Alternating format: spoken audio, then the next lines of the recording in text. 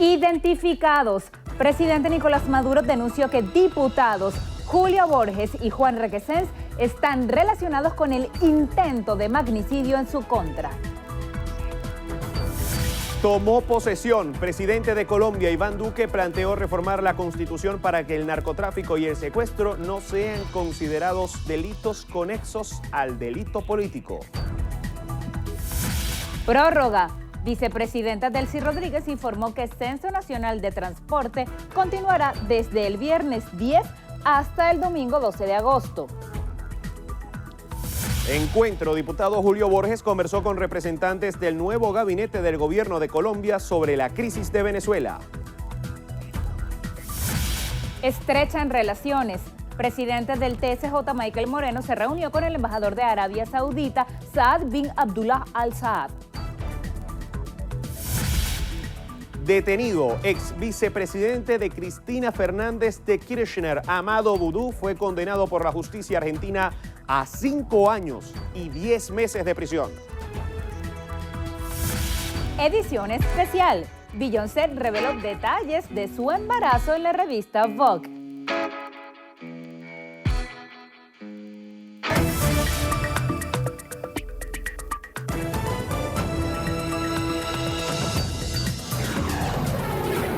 Noticiero Venevisión. Información justa y balanceada. ¿Qué tal, amigos? Buenos días, 6:29 de la mañana. Bienvenidos a la emisión matutina de Noticiero Venevisión. Como cada día, Gregorio Rojas y esta servidora, Lirio Pérez, estamos listos para iniciar nuestro acostumbrado recorrido informativo por el país y contarles cómo amanece Venezuela. Hoy iniciamos en los Andes, Lirio, en el estado Táchira. Allá fue decretado estado de emergencia debido a las lluvias en el municipio Torbes. Marine Glot nos amplía esta información. Marine, buenos días.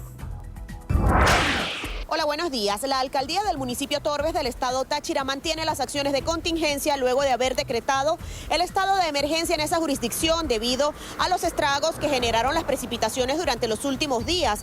A través del decreto 026-2018, la alcaldía de Torbes declaró la emergencia. Recientemente, 17 sectores resultaron anegados, 20 familias damnificadas y otras 50 en riesgo inminente. En el estado, en los últimos días, las lluvias se registran en horas nocturnas con gran actividad eléctrica, por lo que se mantienen en alerta todos los organismos de socorro. En Táchira, Marine Glot, Noticiero Venevisión. Buenos días. Productores agrícolas de 3 comunidades de la parroquia San Rafael han perdido sus cosechas por inundaciones. Son más de 2.500 hectáreas sembradas que se han perdido. Así lo señalan trabajadores del chamán de Manamito, Las Manacas y Santa María, quienes tienen más de 3 años solicitando a los gobernantes e instituciones que velan por la producción agrícola el mantenimiento de los canales de desagüe, ya que la producción de tubérculos, frutas y granos, tales como plátano, auyama, melón, patilla, maíz, entre otros rubros, están bajo las aguas por las constantes lluvias que han caído. Amenazan con cerrar la vía nacional si no obtienen respuesta en los próximos días. Desde Tucupita, TV, la cámara de Mauri Cedeño, reportó Ángel Marcano para el Noticiero Venevisión. Ángel, gracias. Ahora nos trasladamos al estado de Yaracuy. Ahí hay información en materia de salud. Y Joel Vargas tiene la información. Buenos días, Joel. Hola, buenos días. La red hospitalaria de esta entidad recibe material e insumos médicos para la atención de los pacientes que utilizan los 6 hospitales que se encuentran acá en el estado de Yaracuy. Esto con la finalidad de mejorar el servicio y por supuesto se hace un llamado a lo que es la Contraloría Social para que estos medicamentos y estos insumos puedan ser utilizados en cada uno de estos hospitales. Por su parte también se ha iniciado lo que es el cerco epidemiológico en contra de lo que es la difteria y el sarampión con el Plan Nacional de Vacunación, en la cual se llevan ya 23.000 vacunas colocadas en toda esta entidad. El presidente de Corpo Salud, Roger Daza, manifestó que el fortalecimiento de la red hospitalaria va a dar también como resultado fortalecer a la red de ambulatorios para llevarlos a trabajar las 24 horas del día. De Yaravisión reportó Joel Vargas para Noticiero Venevisión. Muchas gracias, Joel. Nos trasladamos ahora al litoral central, al estado Vargas, donde usuarios denuncian diversos problemas en el servicio de transporte público. Orlefran Amaya nos tiene los detalles. Orlefran, buenos días. Buenos días, amanecemos acá en el estado Vargas, donde usuarios del transporte público denuncian que los conductores no prestan el servicio como medida de presión al Ejecutivo Municipal para buscar un nuevo aumento del pasaje, destacando que ellos son los perjudicados, ya que permanecen hasta 2 horas en las paradas para tomar una unidad. Afirman que la mayor de las veces deben montarse en las denominadas perreras o caminar si su destino no amerita mayor esfuerzo. Del mismo modo manifiestan que los conductores ocultan el nombre de las rutas para no hacer el recorrido establecido, por lo que le piden a las autoridades municipales tomar cartas en el asunto y así hacer valer el derecho de los ciudadanos. En alianza con Vargas es Noticia, Orly Franamaya, Noticiero Venevisión. Hola, buenos días. Les informamos que el presidente del mercado mayorista de Barquisimeto, Juan Carlos Sierras, ofreció un balance de los recientes procedimientos ejecutados en las instalaciones de Mercabar, dando como resultado 454 inspecciones por los organismos de seguridad y la SUNDE. Sierras aseguró que a través de estos operativos se ha constatado que el 63% de los locales, es decir, cerca de 200 establecimientos del mercado, presentan irregularidades de orden administrativo y 3 comerciantes están privados de libertad por delitos económicos. En este sentido explicó que estas acciones las desarrollan junto a la SODI, CENIAC, SUNAGRO, Contraloría Sanitaria y la Fiscalía Cuarta. También informó que hasta el momento se ha recuperado más de 25.000 kilos de alimentos. Reiteró que Mercabar se encuentra en proceso de reestructuración a fin de evitar el acaparamiento, especulación y desvío de productos. Desde el Estado Lara, en alianza con Latina TV, Genesis Colmenares, Noticiero Venevisión. Buenos días, gracias por el contacto. Con 51 traslados en ambulancias realizados por Protección Civil Los Alias, culminó el mes de julio, elevando a 322 el número de traslados en lo que va del año 2018. Así lo informó Joan Sandoval, director del referido Cuerpo de Rescate. Agregó que seguirán trabajando para dar respuesta efectiva y oportuna a los vecinos que requieran la atención. Reiteró que garantizan un servicio de calidad, ya que cada uno de los miembros del equipo está comprometido en apoyar a los vecinos. Por otra parte, informó que además se encuentra operativo el programa Botón de Vida, el cual atiende a los vecinos que cuenten con un botón de pánico que tiene comunicación directa con la red de ambulancias del municipio. Desde el estado Miranda de Altos Visión, Alberto Rebeto, Noticiero Venevisión. Alberto, gracias. Viajamos al estado Zulia. Ayer el ministro Luis Mota Domínguez inspeccionó trabajos en la subestación eléctrica de Cabimas, la cual informó que fue objeto de sabotaje. José Leonardo Nava nos informa. Buen día, José Leonardo. Buenos días. En el estado Zulia, el ministro de Energía Eléctrica, Luis Mota Domínguez, inspeccionó los trabajos que se realizan en la subestación eléctrica Centro, ubicada en el municipio Cabimas de la costa oriental del lago, la cual indicó fue objeto de sabotaje el pasado 8 de mayo. Resaltó que ya fueron reemplazados los equipos afectados con el incendio generado y destacó que ya se encuentra operativa en su totalidad para seguir estabilizando el sistema eléctrico regional, el cual destacó se ha venido optimizando significativamente, lo que ha permitido reducir las horas de administración de cargas de 600 a 50 megavatios. Destacó que las obras que se ejecutan en el puente Rafael Urdaneta y los otros 5 frentes de trabajo se encuentran adelantadas en más de un 90%. También hizo un llamado a la colectividad a hacer un uso eficiente y racional de la energía eléctrica. Desde el estado Zulia, José Leonardo Nava, Noticiero Venevisión. Buenos días, gracias por el contacto. Amanecemos acá en el estado Monagas informándoles que más de 5.000 mujeres pertenecientes al Gran Polo Patriótico afirmaron su apoyo incondicional al presidente de la República, Nicolás Maduro. Así lo manifestó Yesenia Lara, representante de la mujer en Monagas. Indicó que gracias al presidente feminista Hugo Chávez se reivindicaron todas las mujeres del país. Rechazaron de manera contundente lo que consideraron injerencia bogotana e imperialista, lo ocurrido el pasado sábado durante el acto de la Guardia Nacional Bolivariana que se realizó en la ciudad de Caracas. Desde la ciudad de Maturín expresaron que se mantendrán en pie de lucha para seguir fortaleciendo un gobierno de paz y tranquilidad. Desde el estado Monagas, en alianza con TV Plus, en la Cámara Ángel Machado, Alexis Abreu, Noticiero Venevisión. Gracias, Alexis. Continuamos. El presidente de la República, Nicolás Maduro, ofreció detalles sobre el atentado en su contra ocurrido el pasado sábado 4 de agosto durante el desfile de aniversario de los 81 años de la Guardia Nacional Bolivariana. Desde el Salón Ayacucho, el jefe de Estado aseguró que 2 de los posibles autores intelectuales del hecho se encuentran fuera del país. Indicó que uno de ellos es Raider Alexander Russo Márquez, alias Pico, quien se encuentra en la República de Colombia, mientras que el otro responsable es Osman Alexis Delgado Taboski, quien se encuentra residenciado en Estados Unidos. Aseveró además que ambos estuvieron involucrados en el ataque al fuerte Paramacay en el estado Carabobo el pasado año 2017. Habían preparado y habían estudiado el terreno, habían estudiado la avenida Bolívar como ventaja para el atentado contra el alto mando político, militar y el presidente de la República. Ellos habían hecho observaciones el 24 de junio en Carabobo. Habían hecho observaciones el 5 de julio, como consta en videos que se han encontrado y fotografías en sus teléfonos y en su computadora de todos los terroristas incriminados y capturados. Ellos habían hecho observación de los desfiles, de la preparación del desfile del 24 de junio. Y todavía desecharon la idea de hacerlo en Carabobo porque no estaban preparados. Y desecharon hacerlo el 5 de julio porque tuvieron un problema con el ingreso de los drones, como ustedes van a ver en los videos que voy a compartir. Y eligieron la avenida Bolívar como el mejor lugar para hacer un atentado de estas características. El primer mandatario nacional también informó que a través del sargento Juan Carlos Monasterios Venegas, quien tiene orden de captura por haber encabezado los hechos en Paramacay, se logró hacer el reclutamiento de 11 sicarios quienes habrían participado en las denominadas guarimbas del año 2014 y 2017 respectivamente. Allí en estas declaraciones, en varias declaraciones, está señalado el señor Julio Borges, por ejemplo. Todas las declaraciones apuntan a Julio Borges, quien vive en una mansión en Bogotá, amparado por el gobierno saliente de Colombia. Julio Borges, sabemos que él tiene la cobardía para participar de este tipo de eventos, lo sé perfectamente. Está referido en todos los eventos violentos, guarimberos, golpistas de los últimos 15 años. Siempre Julio Borges, siempre Julio Borges. Ahora está siendo referido de manera directa.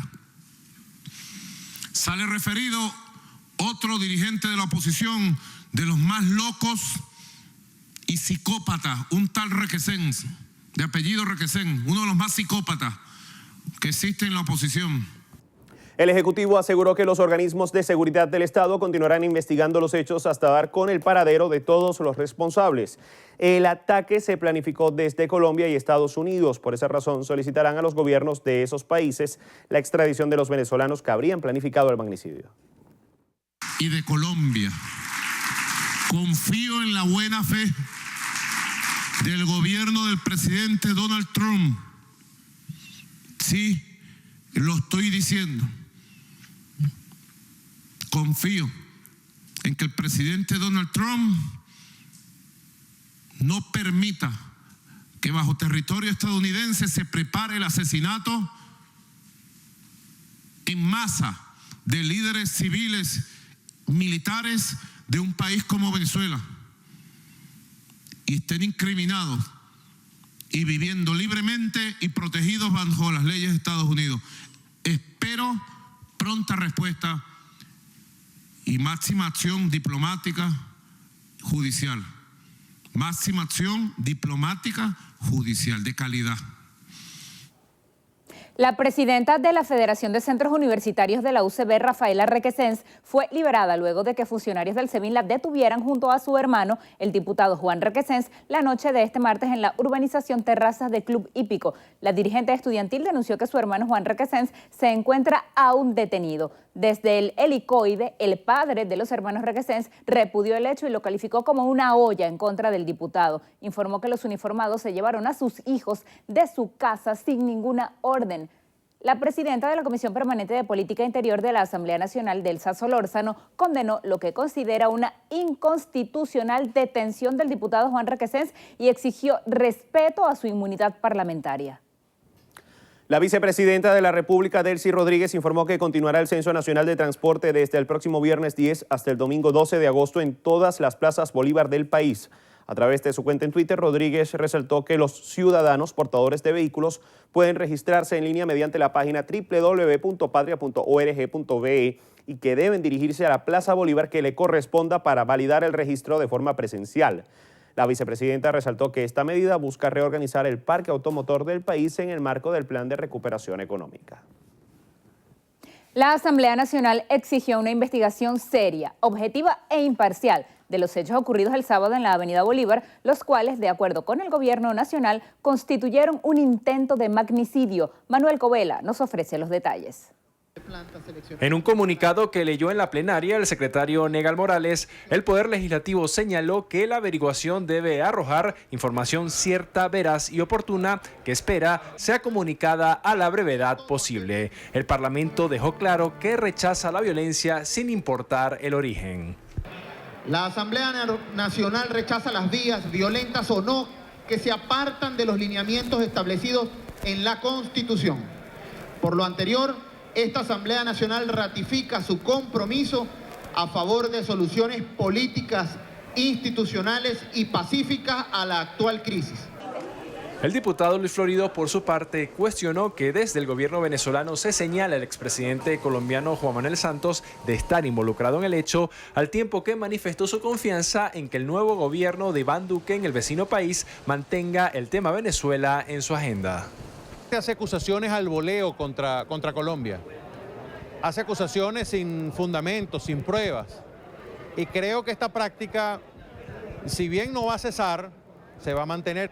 Lo fundamental es que el gobierno colombiano mantenga todo el respaldo que tiene para con los venezolanos, mantenga una política migratoria de apoyo a los quienes están allá y que los venezolanos que viven en Colombia puedan tener la posibilidad de tener trabajo, tener acceso al trabajo y por supuesto a la educación y a salud. Los diputados también alertaron sobre la posibilidad de que los hechos del pasado sábado 4 de agosto en la Avenida Bolívar sean aprovechados para incrementar acciones en contra de la dirigencia de oposición. En el hemiciclo de sesiones de la Asamblea Nacional, Manuel Covela, Noticiero Venevisión.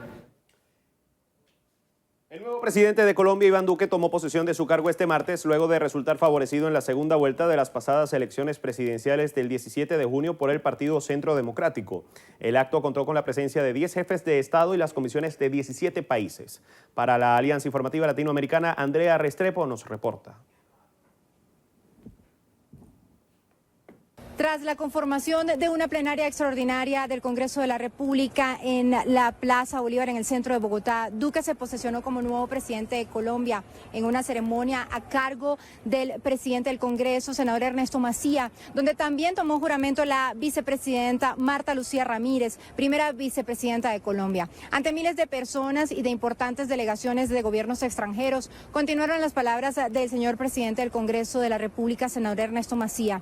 Dio duros cuestionamientos contra el presidente saliente Juan Manuel Santos, destacando que Duque deja un país con preocupantes cifras en los temas sociales, económicos e internacionales. Posteriormente, el presidente Iván Duque hizo un llamado a la reconciliación, destacando que gobernará para todos, superando las divisiones. Habló de corregir el pasado y construir futuro. Dijo que se deberán corregir algunas fallas estructurales en la implementación de los acuerdos de paz para reparar a las víctimas moral, material y económicamente, que no haya impunidad. Señaló que en su gobierno el narcotráfico y el secuestro no serán delitos conexos al de política. También destacó textualmente que en su gobierno el que la hace la paga. Señaló que habría cadena perpetua para violadores, proxenetas y asesinos de menores, y también aseguró que endurecería penas para los corruptos. Destacó varios temas como los económicos y los internacionales, sobre todo de cómo limar asperezas con el gobierno del vecino país Nicolás Maduro. Desde Bogotá para Venevisión, Andrea Restrepo. Andrea, gracias. Continuamos. El diputado a la Asamblea Nacional, Julio Borges, se reunió con representantes del nuevo gabinete de gobierno de Colombia para conversar sobre la crisis de Venezuela. El parlamentario asistió como invitado especial a la toma de posesión de Iván Duque como nuevo mandatario colombiano y, en el marco del evento, conversó con delegaciones de diferentes países de América Latina, quienes resaltaron que la prioridad para todo el continente es solventar la crisis sociopolítica en Venezuela. Asimismo, se reunió con Pablo Casado, presidente del Partido Popular de España, quien expresó preocupación por la situación del país. Amigas y amigos, tiempo de realizar nuestra primera pausa. Al regreso, más información.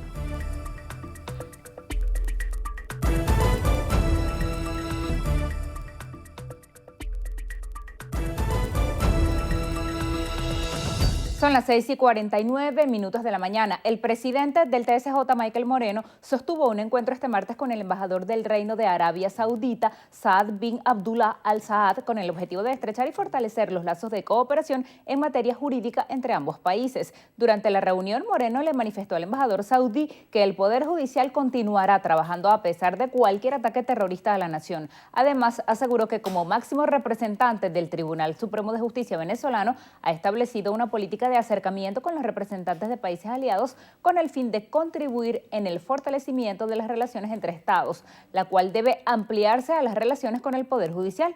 Por su parte, el embajador del Reino de Arabia Saudita condenó el ataque contra el presidente de la República, Nicolás Maduro, y puntualizó que Venezuela superará estos hechos. La Asamblea Nacional rechazó el decreto 3.550 mediante el cual el gobierno nacional entregará al Banco Central de Venezuela el bloque Ayacucho número 2 de la faja petrolífera del Orinoco con el fin de que se utilice como garantía en la emisión de instrumentos financieros. El diputado Elías Mata señaló que la medida supone un intento por emitir una nueva deuda. Si en caso de que esa garantía sea válida, eso es la emisión de una operación de crédito público. Y de acuerdo a la ley de administración financiera, es esta asamblea la que aprueba la operación de crédito público. El parlamentario agregó que no hay forma de convertir las reservas petroleras en reservas internacionales, dado a la morosidad que mantiene el país por bonos emitidos. El constituyente Jesús Faría afirmó que la derogación de la ley de ilícitos cambiarios es el primer paso hacia la plena eliminación del control de cambio, lo cual supone un nuevo modelo económico para el país. El control de cambio, lo hemos repetido en muchas oportunidades y ahora lo ratificamos, se había convertido en una traba para que la economía retomara su crecimiento en condiciones de equilibrio. Ahora, la derogación de la ley de ilícitos cambiarios elimina el marco legal que le daba sustento al control de cambios. Lo que hemos hecho nosotros, con pocas palabras, es abrir las puertas para eliminar definitivamente el control de cambios, que ya no preservaba las reservas internacionales, tarea fundamental de este sistema, ya no estaba en capacidad de fijar un precio estable de la divisa para el desarrollo de la economía, ni tampoco garantizaba el ingreso de las divisas. El economista aseguró que próximamente habrá anuncios respecto al rescate de varios pozos petroleros con el fin de impulsar la producción. Insistió en que la recuperación económica ha sido lenta por culpa de las sanciones internacionales. No podemos recurrir a los mercados norteamericanos para el financiamiento de nuestra economía, cosa que puede hacer cualquier país del planeta, y lo hacen recurrentemente.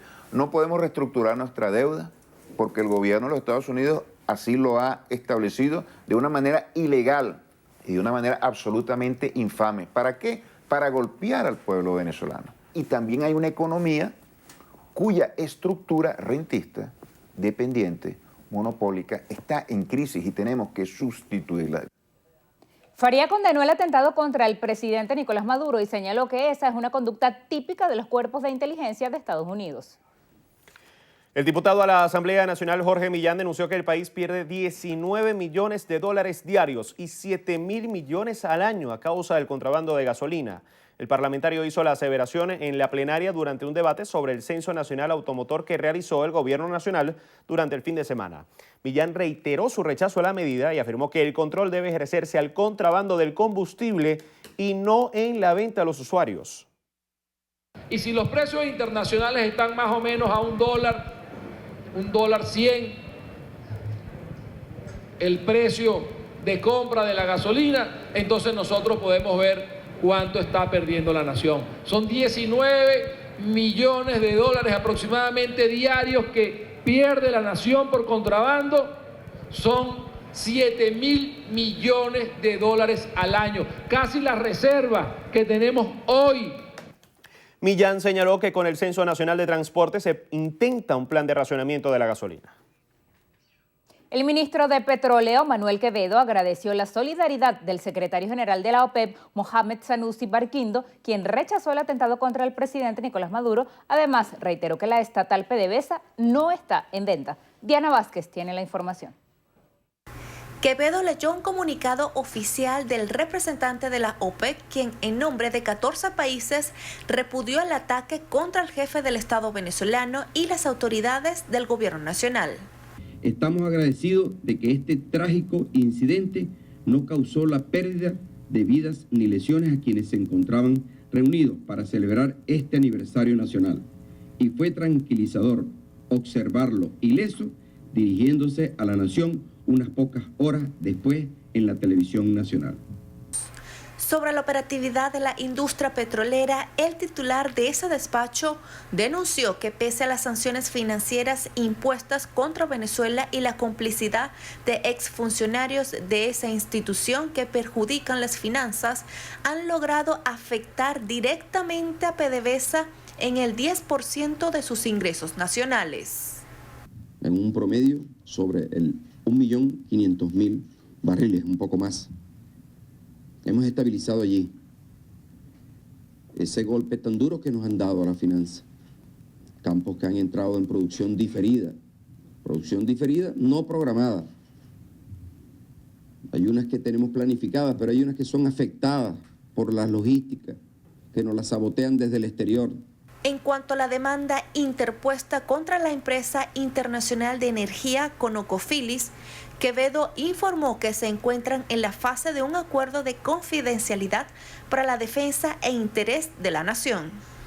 El ministro de Petróleo y presidente de PDVSA rechazó las críticas por parte de dirigentes políticos en el exterior en contra del denominado carnet de la patria para el subsidio de la gasolina, cuando a su juicio tienen que pagar por ese servicio en dólares y en euros, al tiempo que aclaró que PDVSA no será privatizada ni vendida. Diana Vázquez, Noticiero Venevisión. 6:56, tiempo de hacer una nueva pausa. En breve, más información.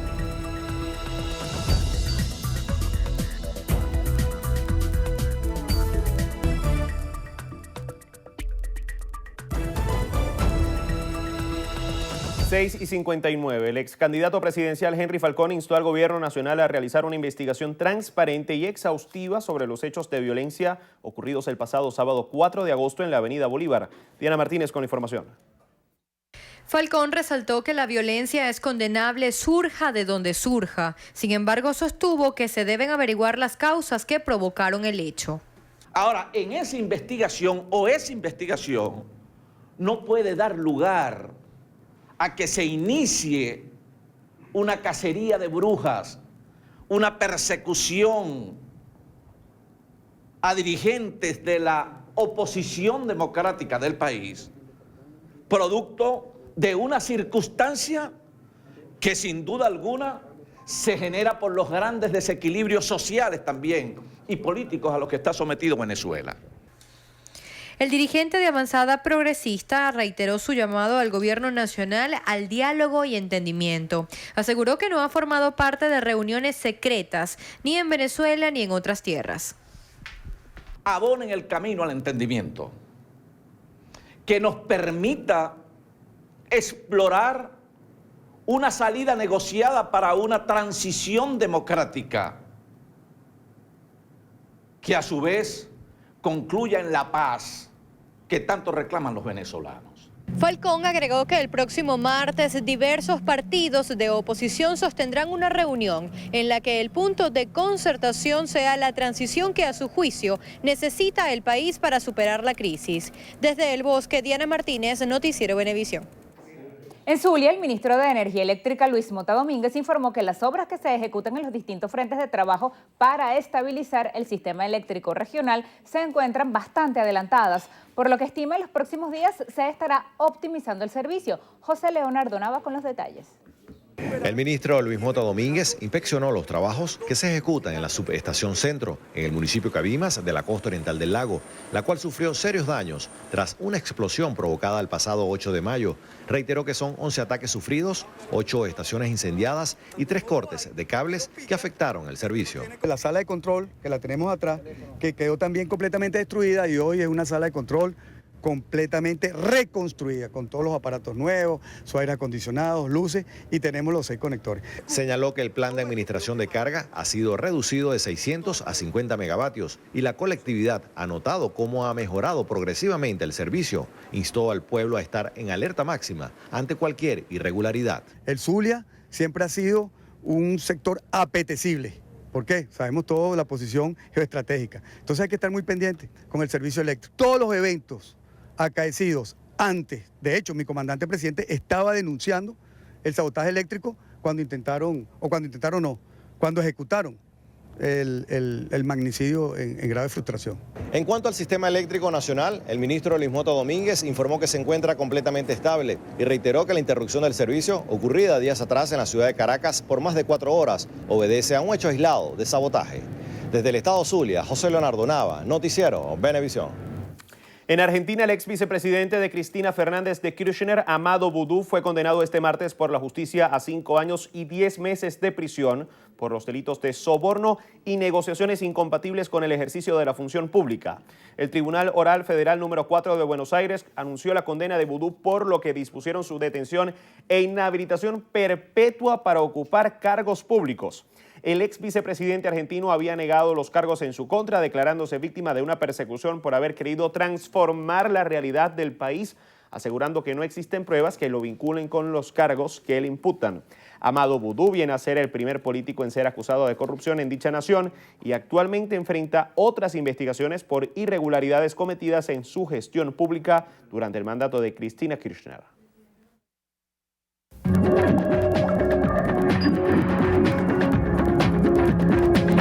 Iniciamos nuestro recorrido internacional en El Salvador. El expresidente Elías Antonio Saca confesó ser responsable de los actos de corrupción, donde se le acusa de un desvío de más de 300 millones de dólares provenientes de las arcas del Estado para lograr una condena menor. Los otros 3 exfuncionarios que fueron procesados junto a él, Elmer Charlex, secretario privado, César Funes, secretario de Juventud, y Julio Rank, exsecretario de Comunicaciones, también se declararon culpables.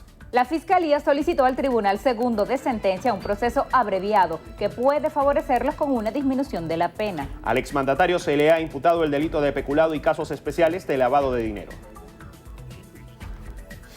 La Policía Antinarcóticos de Colombia capturó al segundo líder al mando del Clan del Golfo, principal organización criminal dedicada al narcotráfico en el país. El sujeto de nombre Carlos Mario Tuberquía, alias Nicolás, fue capturado en el departamento de Antioquia. Presuntamente el detenido es el jefe de finanzas del mencionado cártel. El gobierno de Estados Unidos impondrá nuevos aranceles de 25% de bienes provenientes de China, lo que representa aproximadamente 16.000 millones de dólares. La oficina del representante de Comercio Exterior informó que la medida entrará en vigencia a partir del próximo 23 de agosto. El secretario de Defensa de Estados Unidos, James Mattis, recalcó que el departamento colabora con otros organismos gubernamentales para evitar posibles injerencias extranjeras durante las próximas elecciones. Aunque no especificó, Mattis aseguró que las intromisiones podrían proceder de otros más allá de Rusia. En el estado de California, el incendio Mendocino Complex, registrado este lunes, se convirtió en el fuego más destructivo en la historia de la localidad. Aún este martes, el cuerpo de bomberos no había podido frenar las llamas del siniestro, sino hasta un 34%. Hasta los momentos ha arrasado con más de 117.000 hectáreas. Y el coworking es una tendencia global que se apodera de los modelos de negocios en todas las industrias. Nuestra compañera Bárbara Crespo nos acerca a los emprendedores que están alimentándose con esta modalidad de trabajo. Las oficinas ya no tienen que ser lugares rígidos, al contrario, la creatividad, las personas colaborando y los recursos se unen para darle paso a los lugares de cotrabajo. Hoy quiero presentarles un ecosistema para emprendedores que busca generar un impacto positivo. Estamos convencidos de que a través de nuestro trabajo emprendedor, ya sea con fines de lucro o sin fines de lucro, podemos crear un impacto positivo en la sociedad. resolviendo algún tema, alguna carencia, alguna necesidad u ofreciendo alguna oportunidad para gente que no ha tenido acceso. Son una asociación, una red global de más de 16.000 personas, ubicados en 60 países en todos los continentes, con espacios y programas que conectan de forma natural. Un proceso que incluyó pues, el realizar un plan de factibilidad, de estimaciones financieras, conformar un equipo, levantar capital, buscar un espacio, todo lo que conlleva pues, abrir un emprendimiento. Pero bueno, fue un proceso muy interesante porque también nos permitió conocer muchos Impact Hubs en el mundo para tomar ideas, para inspirarnos. Acá hacen vida más de 200 emprendedores. Conectan sus talentos para crear soluciones. En promedio tienen entre 20 y 30 años de edad, pero lo que realmente los caracteriza es su energía y el amor por Venezuela. La mayoría de los emprendedores que hacen vida en el Impact Hub han sido capaces de sostenerse y de continuar creciendo. Muchos ya tienen proyección internacional, han comenzado a operar en otros mercados, que es lo que se llama escalar, y estamos súper orgullosos de ellos. Han recibido también muchos premios internacionales. Ofrecen horas de membresía con puestos de trabajo flexibles, escritorios fijos, oficinas, salones de eventos, mentorías y consultorías. Los objetivos de desarrollo sostenible son fundamentales para ellos. Con esta guía promueven los cambios globales para la agenda del año 2030. Seguimos trabajando en programas sociales, no solamente programas destinados a los emprendedores, como ya habrás visto, de incubación, de aceleración y de acompañamiento de los emprendedores. También tenemos programas sociales especialmente diseñados para todos aquellos jóvenes y niños también que no han tenido acceso a oportunidades, que no han tenido acceso a una buena educación, aunque no han tenido acceso aún a la tecnología. Tenemos pues ahorita también una idea de seguir creciendo y de quizás soñamos con crear un fondo para traer capital. Los logros combinados inspiran a más personas comprometidas con la creación de un mundo mejor. Yo seguiré acercándome a los emprendimientos y ustedes pueden dejarme sus comentarios en mi cuenta de Instagram @BarbieCrespo. Gracias por acompañarme en Historias de Emprendedores. Muchísimas gracias, Bárbara, por ese reporte de emprendedores. Hacemos una nueva pausa. Al regreso, en la entrevista de Venevisión nos acompaña Vicente Brito, presidente de la Red por la Defensa del Trabajo, la Propiedad y la Constitución y expresidente de Fede Cámaras. Con él conversaremos en breve, los esperamos.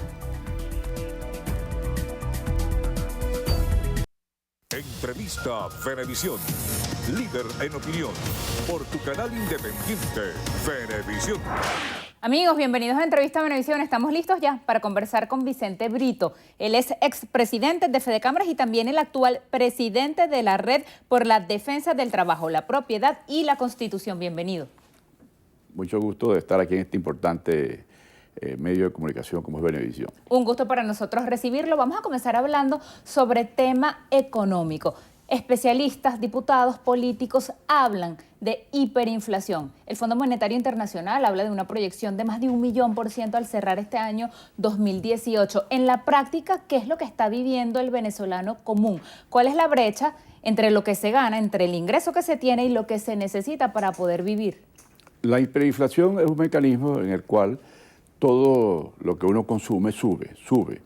Se denomina hiperinflación porque pasa ya del proceso inflacionario normal de una décima, una centésima o una milésima hasta una millonésima, que es el que lo estima el Fondo Monetario Internacional. ¿Cuáles son sus efectos en los ingresos?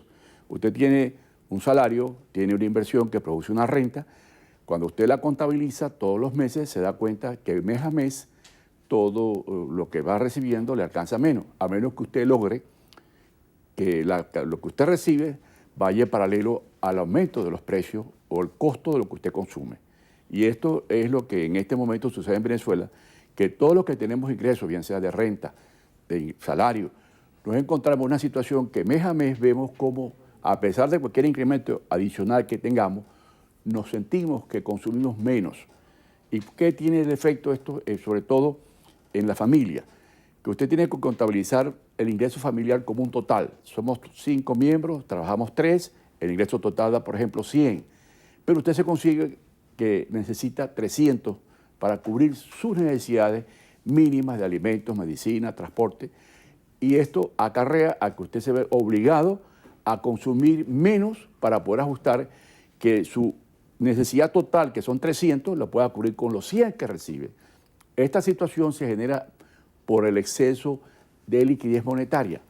Y aunque voceros oficiales no lo aceptan, la política expansiva monetaria del Banco Central, mediante el cual se financia parte del déficit público, aumenta esta masa monetaria, la cual a fines de julio alcanzaba casi 3.000 billones de bolívares, con un incremento semanal estimado que puede alcanzar en agosto de unos 100 billones de bolívares. ¿Esto qué significa? Que si bien el gobierno tiene todo el dinero necesario para cubrir su gasto público, genera una situación de un aumento muy preocupante de esa cantidad de bolívares que conduce a ese proceso inflacionario. Todos los mecanismos de análisis que se han efectuado por distintos analistas calificados nacionales e internacionales responsabilizan como principal causa de la inflación al aumento expansivo de esa masa monetaria, unido a una preocupante caída de la producción nacional y a una limitante de importaciones debido a la merma de las divisas disponibles para adquirir los productos en el exterior.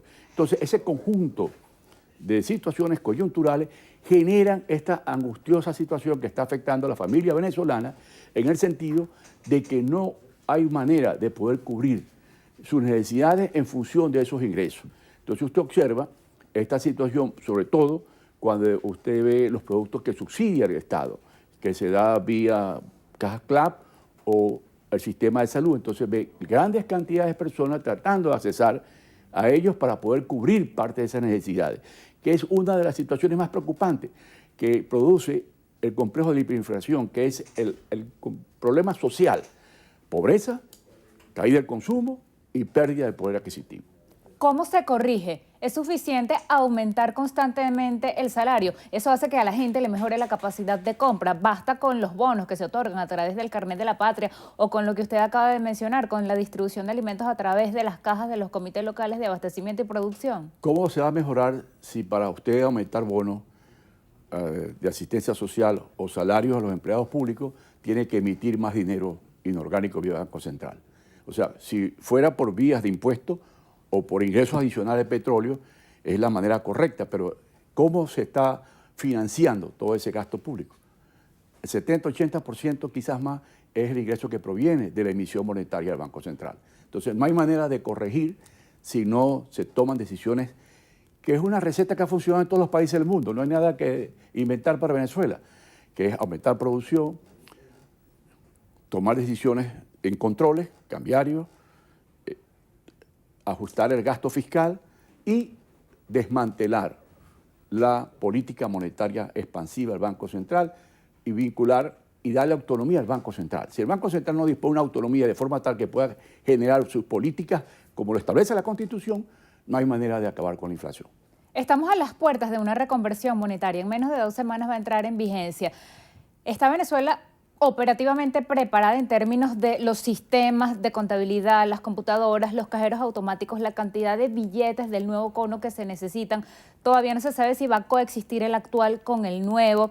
¿Ese restarle 5 ceros a la moneda representa de algún modo alguna solución? Ninguna, porque sencillamente mientras que usted no tome correcciones en la política fiscal, ajustando el gasto público, en la política monetaria, evitando la expansión permanente de dinero inorgánico, o en una política cambiaria donde se tomen decisiones de liberar el control cambiario y de ajustar realmente la economía en términos reales, si usted le quita 5 ceros y dentro de 6 meses tiene que quitarle 6 ceros más, porque seguimos un proceso hiperinflacionario en el cual la moneda cada día se devalúa más y más.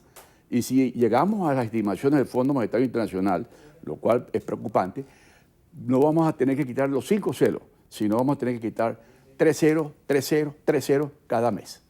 Usted habla de la necesidad de cambiar políticas cambiarias. Ayer tenemos aquí al constituyente Jesús Faría y él decía que la derogatoria de la ley de ilícitos cambiarios es una puerta que abre la próxima eliminación del control de cambio. A su juicio, ¿cómo debería hacerse luego de 15 años controlado? ¿Cuál pudiera ser la tasa ideal? Y sobre todo, ¿cómo hacer para generar confianza? Para decirle a un inversionista, venga, traiga sus divisas a Venezuela para invertir y para estimular la producción. Primero analicemos qué ha significado el control cambiario para Venezuela. Realmente negativo.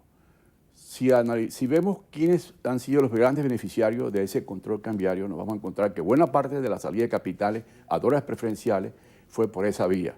No importaciones de bienes de capital, o sea, maquinarias, equipos, materia prima. Mucha gente utilizó el control cambiario para obtener divisas preferenciales para sacar sus capitales fuera del país. Eso fue antagónico. Y el control cambiario, cuando usted lo observa en general, ha sido quizá la decisión más inconveniente que nos ha conducido a esta crisis económica y social. Cuando hemos visto cómo nuestros vecinos en 15 años crecieron sus economías 4, 5, 6 veces y nosotros hemos disminuido nuestra economía 3 y 4 veces. Entonces, no funcionó. Entonces, la ley de divisas cambiarias es una de las tantas decisiones que tenía que tomar el gobierno. Pero si no se toma el conjunto de estas medidas, de nada sirve. Bueno, levanto la ley de divisas cambiarias, en la cual no te penalizo, pero requiere una serie de situaciones inconvenientes. Primero, analizar la política de confiscación y expropiaciones de propiedades privadas, en el cual hemos visto que muchas de esas empresas, las tierras, no han llegado a ninguna situación. ¿Cómo usted genera confianza? Primero, acepte responsabilidades, tome las decisiones necesarias para modificar esas políticas públicas que han conducido al empobrecimiento total del país, donde tenemos un sector privado sumamente debilitado, en donde teníamos empresas nacionales de comunicaciones, de medios, bancos, industria, que hace 20 años atrás eran superior a la de Colombia, la de Brasil, la de México, de Panamá, y hoy nos encontramos que esas empresas no tienen un valor real del 5 o 10% de hace 20 años. Entonces, si no hay una sinceración inmediata de la economía, de políticas públicas que faciliten un fortalecimiento de inversión privada y que se entienda que es el sector privado, ejemplo, China, países en el cual tenemos una constitución comunista, pero el sector privado tiene plena libertad, es decir, como acaba de hacer Vietnam hace 5 años, como inclusive lo está empezando a hacer Cuba en este momento en su constitución. Si no se toman decisiones inmediatas que conlleven a drásticas resoluciones que faciliten ese cambio de política de Estado, nosotros seguiremos en una situación de desmejora absoluta, no solamente del sector privado, sino del sector público, donde hoy tenemos empresas públicas que están consumiendo casi el 70-80% de esa emisión de dinero inorgánico, ya que todas están dando pérdidas, no producen, y es muy preocupante que a pesar de tener una nación muy rica en materias primas, con trillones de dólares en petróleo, en diamantes, en hierro, en aluminio, en grandes represas para producción de electricidad de 40, 50 mil megavatios para consumo nacional y exportación a los vecinos, seguimos en esta crisis que no solamente está afectando al Estado venezolano, sino a todos los ciudadanos que vivimos aquí. ¿Usted vislumbra que el actual gobierno nacional haga algunos cambios en la conducción de la política económica del país para corregir las distorsiones que ha enumerado? Si no lo hace, seguiremos profundizando la crisis social, con las consecuencias impredecibles que puedan suceder en el país, porque realmente es muy angustioso que más del 90% de las familias venezolanas no puedan cubrir sus necesidades elementales de alimentos, medicina, transporte. No hay capacidad de ahorro, no hay capacidad de inversión del sector privado. Prácticamente las empresas privadas subsisten gracias al aporte patrimonial que sus socios lo hacen para sostener sus pérdidas. En cambio, que el sector público, el entarimado económico nacional, que es el 80% de la economía de la nación venezolana, lo que producen son pérdidas, no produce. Solamente el sector agroalimentario, en manos del Estado, tiene la capacidad de producir todos los alimentos del consumo nacional y exportar. Y sin embargo, ¿a quién se culpa? A una guerra económica, a decisiones inconvenientes que realmente no son reales. Hay que asumir responsabilidad, hay que exigirle a que las empresas públicas produzcan. No podemos ser posible que exportábamos acero hace 16 años cuando estábamos Sidor en manos privadas y hoy tengamos que importar acero. No es posible que no tengamos cemento para la industria de construcción cuando tenemos capacidad instalada para 12 millones de toneladas al año y apenas se están produciendo 4 o 5 millones de toneladas. Y sobre todo, evaluemos cada una de esas empresas privadas que pasaron de manos sector privado al sector público y observemos con tristeza el caso del café, donde exportábamos, el caso de la producción de carne, el caso cualquiera de ellas que pongamos en análisis, no dan los números y demuestran el fracaso de la política estatizadora de la producción nacional. Ya usted ha hecho, digamos, un diagnóstico. ¿Cuál es la propuesta? Entiendo que ustedes próximamente van a realizar un foro. ¿De allí qué va a salir? En ese foro tenemos dos importantes expositores. el presidente de Fedecámara, Carlos Larrazábal, que tiene una visión de país, de recuperación económica, y el economista César Aristimuño, que está muy destacado en los análisis macroeconómicos del país.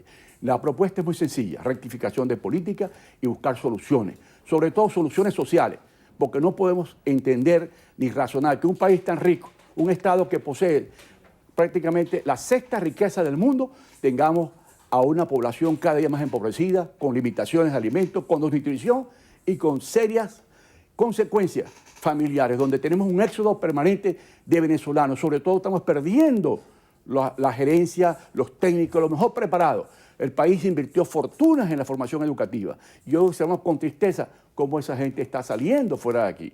Y es una situación que hay que darle un cambio. O sea, tenemos que todos, una vez se oye los voceros del gobierno hablando de la necesaria rescate de todo. Pero, por favor, den ustedes el ejemplo. Está en manos del gobierno la solución a la grave crisis que tenemos. Porque estoy convencido que todos los venezolanos estamos dispuestos a ir adelante en recuperar a Venezuela a su sitial donde realmente deberíamos estar. Queda muy poquito tiempo. Si el cambio comenzara ya, ¿en cuánto tiempo se verían resultados? Venezuela tiene tantos recursos y tiene tantas potencialidades que yo estimo que es una cuestión de cambio de política de meses para empezar a mejorar sustancialmente la situación del país. ¿El foro tiene nombre, lugar, fecha? Lo vamos a hacer en el Salón Burto del edificio de Fedecámara. Es mañana a partir de las 8 hasta las 12 del día. Muchas gracias por haber venido a conversar con Gracias nosotros esta mañana. Así despedimos esta entrevista a Venevisión con Vicente Brito, presidente de la Red por la Defensa del Trabajo, la Propiedad y la Constitución y además expresidente de Fedecámara. Gracias por habernos acompañado nuevamente. Vamos a hacer una pausa. Al regreso tenemos información de estrenos y estrellas aquí en la emisión matutina de Noticiero Venevisión.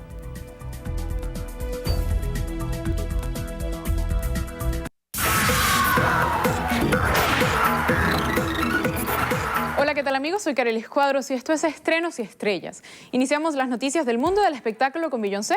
La celebridad es la protagonista de la edición de Vogue September Issue y ya revelaron la portada. Tal como lo anunció Queen Bee, no solo es la imagen de la edición más importante de la conocida revista, sino que también está a cargo de la producción, la fotografía y el contenido. Además de publicar un adelanto con la portada, se conoció que ella escribió una serie de ensayos donde cuenta por primera vez detalles de su último embarazo. Beyoncé contó que sufrió complicaciones durante los 9 meses y en el parto de los gemelos Romy Sears. Confesó que llegó a pesar 99 kilos, estaba hinchada por la preeclampsia y estuvo sin moverse de la cama durante más de un mes. Por eso tuvieron que practicarle una cesárea de emergencia. La estrella también alabó a su marido, el rapero y productor musical Jay-Z, por haber sido su principal apoyo. Dijo que está orgullosa de haber visto su fortaleza y evolución como hombre. Explicó que luego del nacimiento de los bebés tuvo que ser paciente con ella misma y aceptar los cambios en su cuerpo. Incluso, hoy en día entiende sus medidas y demás se acepta como una mujer real. Demi Lovato fue dada de alta e ingresó a un centro de rehabilitación. Medios internacionales reseñaron este martes que la cantante fue dada de alta el sábado y acto seguido viajó en avión privado a un centro de rehabilitación fuera de California. Demi está en una de las clínicas más importantes del país y rodeada de especialistas que la ayudarán a pasar este difícil momento. Según, la prioridad es apartar de su vida el círculo de amistades negativas que favorecieron su recaída. Se especula que ella podría estar ahí durante los próximos 30 días, aunque en estos casos no se tiene un tiempo fijo y lo importante es que a su salida esté recuperada totalmente. Por esta razón no podrá cumplir con las siguientes fechas de su gira de conciertos. Tal como lo pidiera Lovato en su más reciente mensaje, ahora necesita tiempo para sanar y seguir luchando.